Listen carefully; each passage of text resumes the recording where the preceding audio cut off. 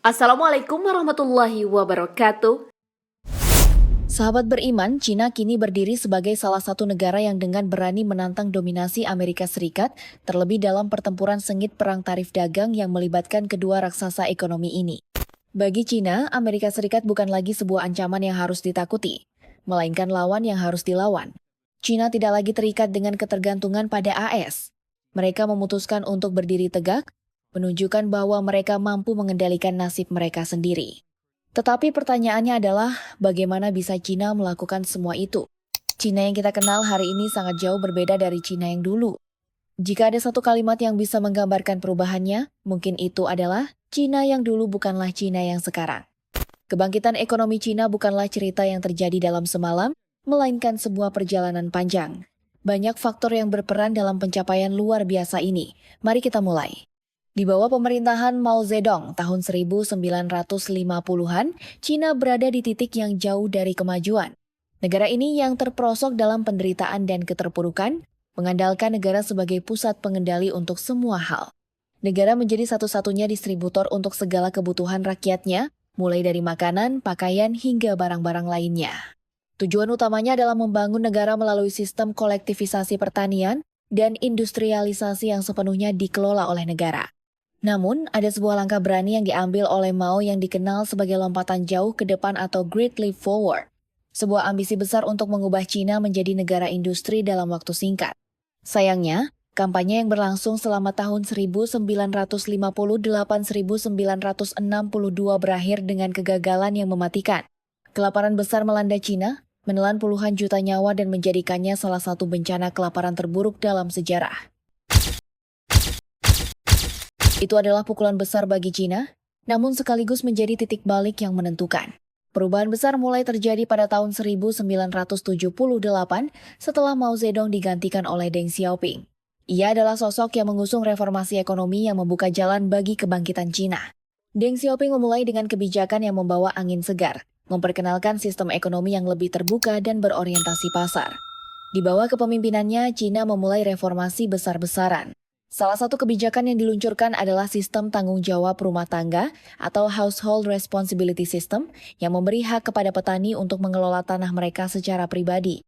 Mereka diberikan tanggung jawab penuh terhadap hasil pertanian dan kebebasan untuk menjual produk mereka di pasar. Kebijakan ini berdampak luar biasa pada sektor pertanian yang mulai menunjukkan hasil yang positif. Selain itu, China membuka pintu lebih lebar untuk dunia luar dengan menciptakan zona ekonomi khusus atau SEZ. Zona ini dibangun di kota-kota pesisir seperti Shenzhen, Zhuhai, dan Xiamen, yang dirancang untuk menarik investasi asing dan mengembangkan industri manufaktur. Dalam waktu kurang lebih 30 tahun, Shenzhen yang dulunya hanyalah sebuah kota pertanian kecil, kini berubah menjadi sebuah kota besar dengan 11 juta penduduk, dan dikenal sebagai Silicon Valley Hardware. SEZ ini memungkinkan China untuk terhubung dengan dunia internasional, membuka jalur perdagangan yang lebih luas dan menjadikan China sebagai pemain utama dalam perekonomian global. Dukungan investasi asing membawa dampak yang luar biasa pada sektor manufaktur Cina. Negara ini kini menjadi pusat produksi global dengan barang-barang elektronik, tekstil, dan barang konsumsi lainnya mengalir ke pasar internasional. Berbagai insentif seperti pajak rendah dan kebebasan pengelolaan usaha memberi dorongan yang kuat bagi perusahaan-perusahaan asing yang ingin berinvestasi di Cina. Akibat dari kebijakan ini, ekspor Cina melonjak tajam, menciptakan surplus perdagangan yang signifikan. Negara-negara barat, termasuk Amerika Serikat, mulai mengimpor barang-barang murah dari Cina, memberikan dorongan besar pada ekonomi negara tersebut. Industri manufaktur yang berkembang pesat harus diimbangi dengan ekspor yang meningkat. Pemerintah Cina menyadari hal ini dan dengan langkah cerdas, mereka mulai memfasilitasi ekspor dengan kebijakan yang mendukung.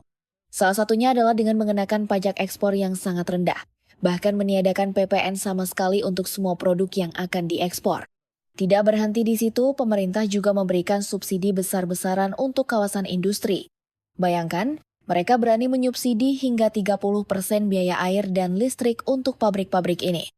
Kebijakan ini tidak hanya membuat pengusaha tersenyum lebar, tetapi juga memungkinkan mereka untuk fokus sepenuhnya pada pengembangan produksi tanpa khawatir soal biaya operasional yang membebani. Semua upaya ini membuat pengusaha Cina mampu menjual barang-barang buatan mereka dengan harga yang sangat kompetitif, namun tetap menjaga kualitas yang tak kalah dengan produk-produk dari negara lain. Hasil dari sinergi antara pemerintah dan pengusaha ini pun terlihat nyata. Pada tahun 2017, Cina dinobatkan sebagai eksportir terbesar di dunia dengan nilai ekspor mencapai 2,4 triliun US dangka yang menakjubkan. Bahkan pada awal tahun 2025, hanya dalam 2 bulan pertama, China berhasil mencapai nilai ekspor sebesar 540 miliar USD, sebuah pencapaian yang mengesankan dan mencatatkan rekor tertinggi dalam sejarah ekspor mereka. Hal ini menunjukkan bahwa meskipun adanya ancaman tarif dari Amerika Serikat, dampaknya terhadap ekspor Cina tidak begitu signifikan. Ekspor Cina ke Amerika Serikat juga menunjukkan peningkatan yang menggembirakan. Pada 2 bulan pertama tahun 2025, nilai ekspor ke AS hampir mencapai 76 miliar US dangka tertinggi dalam 3 tahun terakhir. Meskipun demikian, angka ini masih sedikit lebih rendah jika dibandingkan dengan periode yang sama pada tahun 2022 ketika pandemi menyebabkan lonjakan besar dalam perdagangan bilateral antara kedua negara.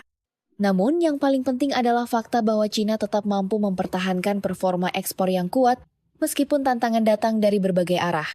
Selain reformasi ekonomi dan kebijakan terbuka yang menjadi fondasi bagi kebangkitan Cina, kebijakan industri dan infrastruktur yang visioner memainkan peran tak kalah penting dalam mencetak kesuksesan ekonomi negara ini. Seiring dengan pertumbuhan yang pesat, Cina mulai membangun jaringan infrastruktur yang tidak hanya mendukung distribusi barang dan jasa, tetapi juga memfasilitasi mobilitas masyarakatnya dengan cara yang luar biasa. Jalan tol yang membentang luas, pelabuhan megah yang menggambarkan kekuatan perdagangan, hingga kereta api cepat yang menghubungkan seluruh penjuru negeri menjadi simbol nyata dari ambisi besar Cina untuk menjadi pemain utama di dunia. Salah satu pencapaian terbesar Cina adalah memiliki 24 sistem kereta api bawah tanah yang menjadikannya yang terbesar di dunia. Bandingkan saja dengan Amerika Serikat yang hanya memiliki 15 dan Jepang dengan 14 sistem kereta bawah tanah. Tidak hanya itu, jaringan jalan raya Cina juga mencatatkan angka yang menakjubkan, dengan panjang mencapai 123,000 km melebihi jalan raya antar negara Amerika Serikat yang sepanjang 77,017 km. Begitu juga dengan kereta cepat, Cina memiliki jaringan kereta cepat terpanjang di dunia, yang panjangnya bahkan lebih jauh jika digabungkan dengan total panjang kereta cepat di seluruh dunia.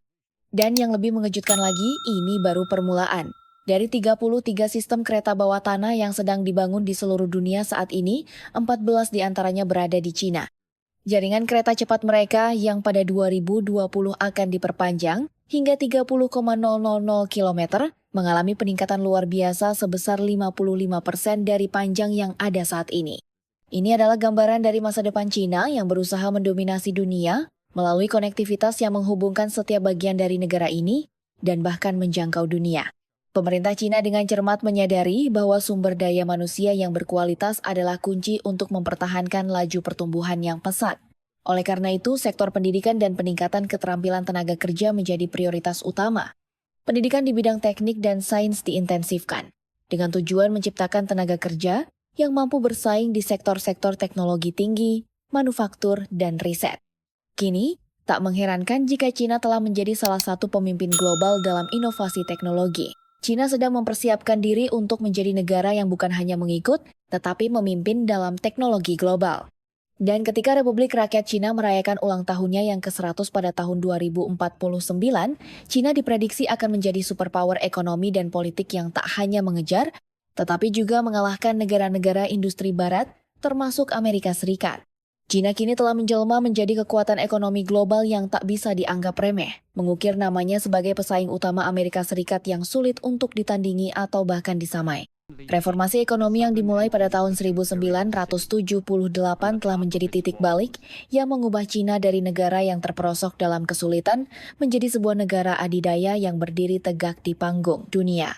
Sahabat beriman, kini pertanyaannya, bisakah langkah-langkah Cina yang luar biasa ini diadopsi oleh Indonesia? Wallahu a'lam bishawab. Wassalamualaikum warahmatullahi wabarakatuh.